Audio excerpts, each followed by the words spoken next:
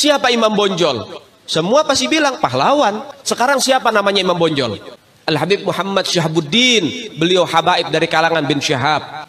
Imam Bonjol itu bin Syahab. Masih daripada kakeknya Habib Rizik, saudara sekalian. Itu keluarga daripada Nabiuna Muhammad. Keturunan Sayyiduna Muhammad. Orang-orang yang hobinya mengaburkan sejarah itu adalah Belanda dan antek-anteknya, jongosnya. Tidak ada dalam sejarah kami, keluarga kami dekat dengan komunis. Tidak ada keluarga besar kami yang dekat dengan penjajah Belanda. Anda jangan merasa sok paling NKRI. Lambang negara Garuda, siapa yang buat? Al-Habib Asy-Syarif Hamid Al-Ghadri dari Pontianak, keluarga baginda Nabi Muhammad. Saya ingin bertanya sama Prof. Anhar, benarkah lambang burung Garuda karya Habib Hamid Al-Ghadri? Tetapi begitu Bung Karno melihat, maka dia melihat berbagai hal yang kurang tepat. Maka dia panggil seorang seniman, namanya Dullah. Lalu dia katakan, Dullah, perbaiki itu. Maka diperbaiki. Jadi yang kita lihat sekarang, itu bukan asli dari Sultan Hamid, tetapi itu adalah perbaikan dari kehendak Presiden Soekarno yang ditugaskan kepada seorang seniman yang bernama Dullah. Al-Habib Ali bin Abdurrahman Al-Habsyi Kuitang, beliau yang memfatwakan ketika tanggal 17 Agustus Soekarno membacakan teks proklamasi mendeklarasi daripada kemerdekaan Indonesia. Beliau di hari Jumat itu, ba'da Jumat beliau fatwakan, sekarang saya fatwakan setiap tanggal 17 Agustus wajib pasang bendera merah putih di rumah-rumah kalian. Siapa yang nyuruh? Itu fatwa Habib Ali bin Abdurrahman Al-Habsyi Kuitang. Benarkah kemerdekaan 17 Agustus itu perintah Habib Ali Kuitang? Enggak ada itu. Itu justru antara tanggal 15 sampai tanggal 16 terjadi persoalan di antara pemimpin kita. Itu menyebabkan maka pada tanggal 17 Agustus kemerdekaan itu diadakan. Bendera merah putih, siapa yang memberikan instruksi kepada Bung Karno untuk membuat bendera merah putih sebagai bendera Indonesia? Itu adalah fatwa Al-Habib Idrus bin Salim Al-Jufri Palu Al-Khairat. Habib yang jadi antek Belanda banyak dulu. Iya, yang jadi sahabatnya Belanda, jadi kenil, kemudian jadi informan Belanda. Habib ada. Habib yang jadi PKI dulu ketika pemberontakan PKI, ketika zaman PKI yang jadi penggerak itu Habib ada. Jadi jangan asal Habib. Awas, hati-hati, ini doktrin ya, awas. Jadi Anda jangan berpikir, ini habaib di Indonesia jasanya apa? Banyak, itu yang baru kecatat. Beda sama njitnya antum. Njitnya antum itu kan teman akrabnya Senok Horgonye, ya. Sahabat baik, Mufti Batavia. Dibayar tiap bulan 100 gulden sama Belanda, ya. Nah, itu sepertujuh gajinya Senok Horgonye. Beda. Lagu 17 Agustus, Pramuka, lagu syukur, siapa yang buat? Al-Habib Husain Al-Mutahhar dari Semarang, dzurriyyah baginda Nabi Muhammad. Saya menolak Sultan Hamid sebagai pahlawan nasional karena pada tahun 1947 pangkatnya dinaikkan dari kolonel menjadi mayor jenderal di negeri Belanda. Pada tahun itu kita diburu-buru oleh Belanda, ditembakin dan sebagainya. Assalamualaikum warahmatullahi wabarakatuh. Jumpa lagi dengan channel Nafas Pembaharuan. Para sahabat sekalian, sikap Habaib Bani Alawi alias Ba'alawi, imigran Hadramaut Yaman, di negeri ini belakangan ini ada yang marah-marah dengan narasi kecaman. Ada yang bicara halu, ada pula sikap dan kata-katanya yang berlebihan. Begitu juga mereka membangga-banggakan para leluhurnya, hingga tidak ada hamba Allah yang setara dengan leluhur mereka itu, baik dari nasab maupun ilmunya. Diperparah dengan pernyataan dari beberapa habaib yang membelokkan dan mengaburkan sejarah Indonesia. Tetapi ketika mengungkit fatwa bahwa Mufti Batavia Uthman bin Yahya atas peristiwa sebelum dan sesudah geger Cilegon 1888 Masehi. Buru-buru mereka reaktif dan emosional, padahal fatwa itu efeknya melemahkan perjuangan ulama Banten dalam melawan penjajah kolonial Belanda. Orang Banten dalam hal ini tidak akan pernah lupa. Karena itu, sikap arogan dan pernyataan halu dan ngawur dari mereka, habaib justru akan memperjelas eksistensi nasab palsu mereka tersebut. Sebab nalar yang waras akan selalu menganalisa mana yang benar dan mana yang salah, seperti mana emas dan mana loyang. Sebut saja klaim salah seorang habaib Balawi, yakni Habib Ali Jindan, yang dengan berapi-api menyebut bahwa habaiblah yang memberi fatwa bahwa tiap tanggal 17 Agustus wajib menaikkan bendera merah putih.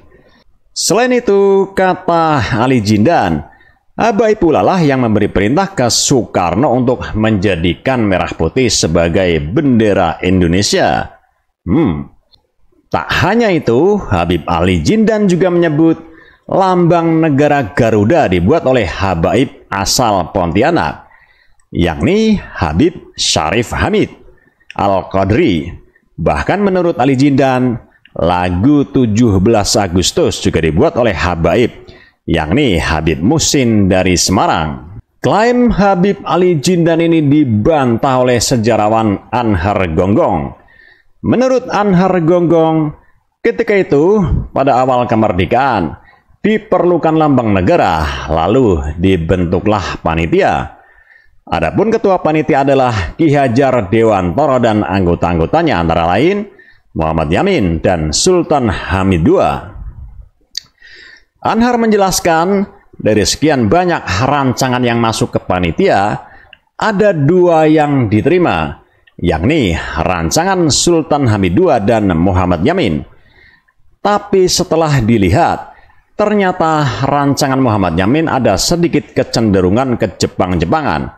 Maka rancangan Sultan Hamid II yang diterima. Kendati demikian, kata Anhar, Bung Karno melihat ada berbagai hal dari rancangan Sultan Hamid II yang kurang tepat. Sehingga Bung Karno memanggil seorang seniman bernama Dullah untuk memperbaiki rancangan tersebut. Kemudian Dullah pun memperbaikinya. Jadi kata Anhar, lambang negara yang sekarang ini dilihat bukanlah asli karya Sultan Hamid II, melainkan perbaikan dari kehendak Presiden Soekarno dengan menugaskan kepada Dullah. Selanjutnya, Anhar Gonggong menolak Sultan Hamid II sebagai pahlawan nasional.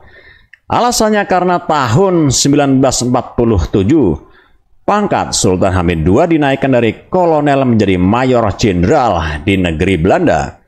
Padahal pada tahun itu, kata Anhar, bangsa Indonesia diburu dan ditembaki oleh tentara Belanda, sedangkan Sultan Hamid II malah tidur di negeri Belanda. Para sahabat sekalian, untuk lebih jelasnya mari kita simak pernyataan selengkapnya dari sejarawan Anhar Gonggong berikut ini. Saya ingin bertanya sama Prof Anhar, ini banyak titipan dari peserta yang pulang Prof, karena tadi lama tanya jawab. Yang pertama, benarkah bendera merah putih itu konsepnya Habib Ali Kuitang? Yang kedua, benarkah kemerdekaan 17 Agustus itu perintah Habib Ali Kuitang? Dan yang ketiga, benarkah lambang burung Garuda karya Habib Hamid Al-Gadri? Jadi sementara ini titipan dari beberapa peserta yang sudah pulang. Nah, mohon maaf moderator, dari masing-masing bagian kita tanyakan. Silakan Prof, terima kasih. Mohon maaf. Assalamualaikum warahmatullahi wabarakatuh. Monggo Profesor, langsung. Iya, pertanyaan itu sebenarnya pertanyaan yang sederhana jawabnya. Jadi ketika itu diperlukan lambang negara, lalu dibentuk panitia. Panitianya, ketuanya Ki Hajar Dewantara. Lalu anggota panitianya ada Yamin, ada Sultan Hamid. Nah, lalu ada 2 dari sekian banyak bahannya masuk, 2 yang diterima. Sultan Hamid sama Yamin. Tapi kemudian setelah dilihat bahwa Yamin sedikit ada kecenderungan ke Jepangan, maka kemudian diterima Sultan Hamid. Tetapi, ada tetapinya. Diterima, tetapi begitu Bung Karno melihat, maka dia melihat berbagai hal yang kurang tepat. Maka dia panggil seorang seniman, namanya Dullah. Lalu dia katakan, Dullah, perbaiki itu. Maka diperbaiki. Jadi yang kita lihat sekarang, itu bukan asli dari Sultan Hamid, tetapi itu adalah perbaikan dari kehendak Presiden Soekarno yang ditugaskan kepada seorang seniman yang bernama Dullah. Faktanya seperti itu. Itu yang pertama. Yang kedua, saya menolak Sultan Hamid sebagai pahlawan nasional karena pada tahun 1947 pangkatnya dinaikkan dari kolonel menjadi mayor jenderal di negeri Belanda. Pada tahun itu kita diburu-buru oleh Belanda, ditembakin dan sebagainya. Dia tidur di negeri Belanda. Terima kasih, itu jawaban saya. Bendera merah putih?